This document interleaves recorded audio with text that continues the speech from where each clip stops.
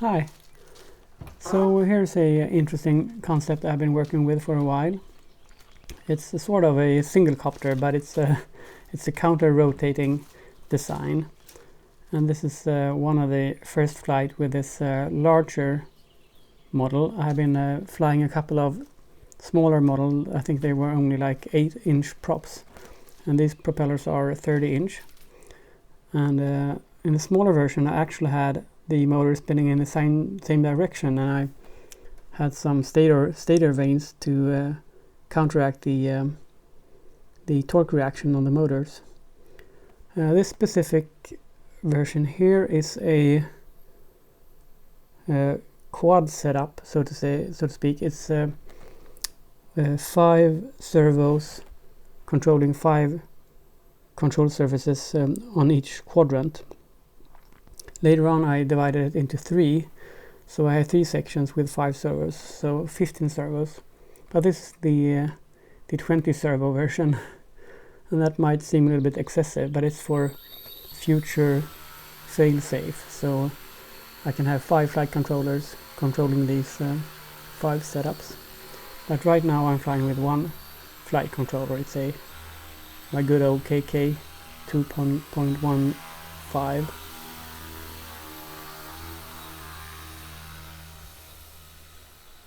And here I'm just trying to get my tuning right, so I'm working with the P and I settings for pitch and roll mostly.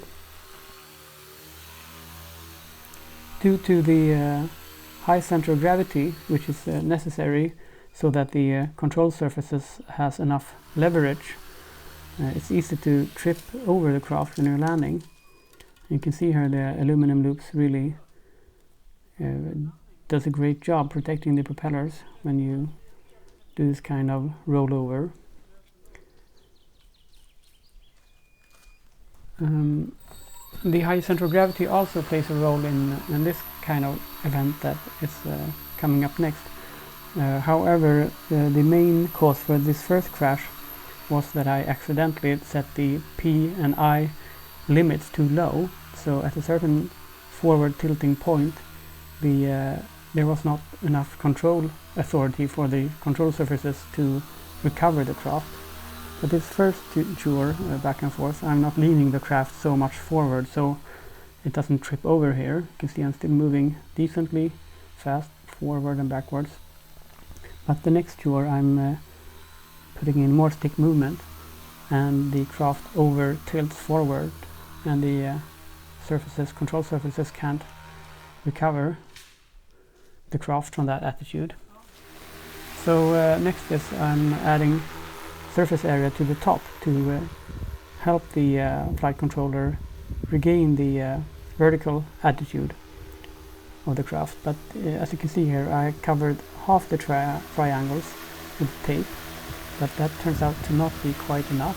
Here I have set the limits higher, so the control surfaces can move a lot more, but when I'm flying fast forward it's not quite enough. And there it goes.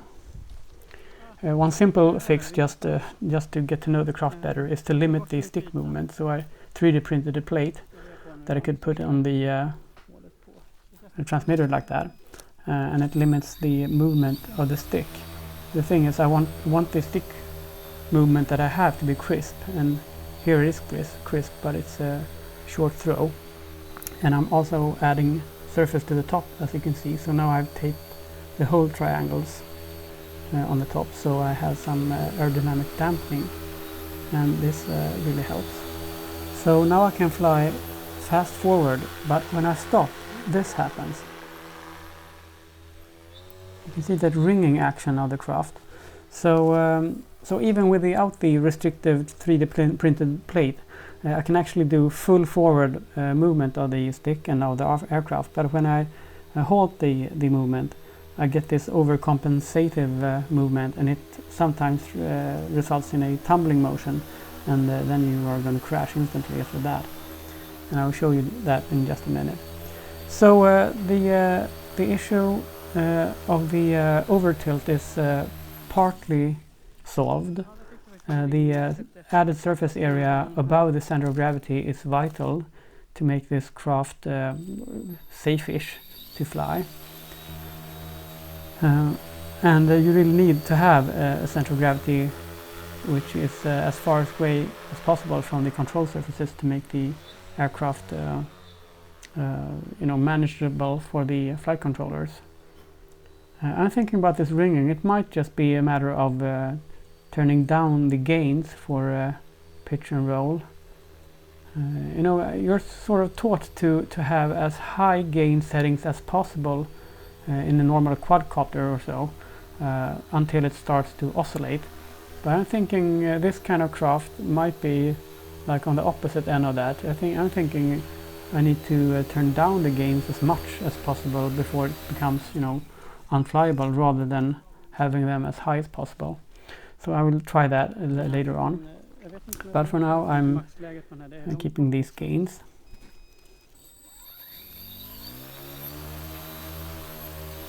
So here I'm doing a high-speed flight forward, and it works just fine.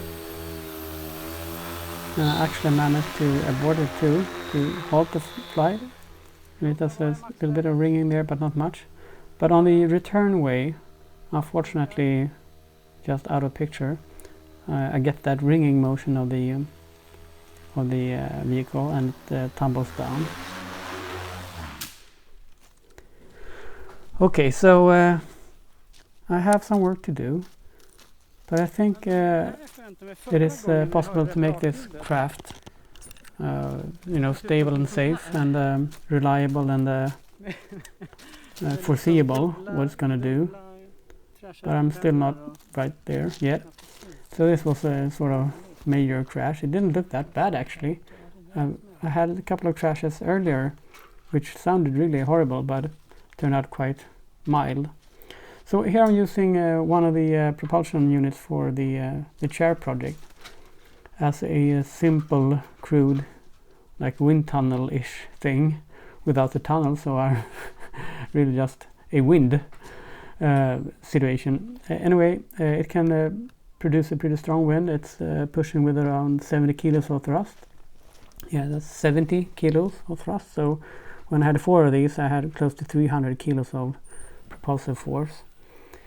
So I just want to check the vehicle here. It's hanging pretty much in the center of gravity from a carbon fiber rod, so it can flip in one direction.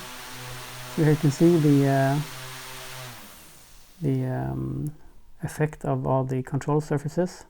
So it tilts forward even with the surface area added to the top. However, the surface area on the top is enough to make the flight controllers have full authority of the craft when you're going fast forward. However, I think you could gain a lot from having larger surface area there in the front when it comes to flight efficiency when you're flying fast forward. Now it's not a wing profile, it's just a flat tape.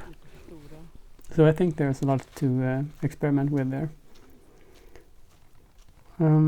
Yeah, a lot of the work is reflecting over what's happening and drawing your own conclusions and prepare for the next test.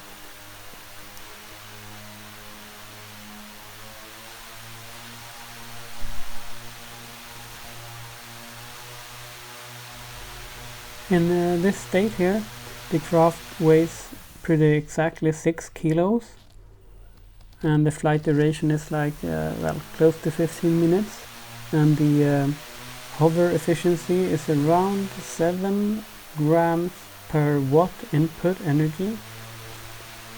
So it's quite acceptable for a counter-rotating design this size. The things that I find interesting and exciting with this design is that it's not dependent on the power source, simply because the throttle signal is not a part of the control loop from the flight controller. So I mean, in a typical multi-rotor, the motors have to be very precisely controlled, or they have to be able to be very precisely controlled which in essence leave you only with one alternative, and that is electric motors. But since the control loop only manages the control surfaces, which are controlled by servos, you're completely free to use whatever power source you have at hand. And of course, electric is preferable because it's a low environmental impact. But if you want long flight duration, you might want to consider other energy systems. So I'm kind of curious of what you could accomplish with a combustion motor setup or a gas turbine powered version of this. I think you can have flight times closer to 1 hour or so. So that would be super interesting while I'm waiting for electric propulsion systems to be more power dense. And also you can have multiple motors. It doesn't matter because you're just controlling the airflow generated by these motors. It's I think that's sort of it makes your fantasy run away. And it's probably feasible to make it fail-safe or redundant, since you can have as many control surfaces as you want. And the more you have, the less sensitive it is for a single control surface failure. I've been flying with a couple of surfaces inactive, and actually I also put them into a tilt purposely, just to see how that would influence the flight characteristics. And of course you can notice if one rudder or several surfaces are pointing in the wrong direction, but you can still fly the aircraft. So I think that's very positive. And the setup here with the motors on one axis means that even if you have significant failures, you will still descend straight down. It doesn't tilt if one motor fail. So it feels like it has some sort of potential when it comes to practicality, and I'm aiming for a size that's 2.3 meters, so I can get it into a shipping container without disassemble it first. So I'm really right now I'm all about the actual handling and the actual owning of such a vehicle. So I want to be able to land it on a trailer, and I don't want to do any work on the machine to prepare it for flight or storage. I want it to be like in one format all the time.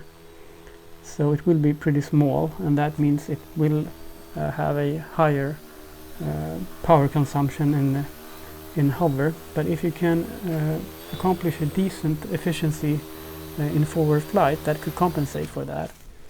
So it needs to be fairly fast in forward flight, and then it will be logical to have it in this small size. If you just want to hover, you really need to move more air slower rather than a smaller column of air faster. But if you can make it go decently fast, it could be a efficient vehicle. Okay, that's all for now. See you.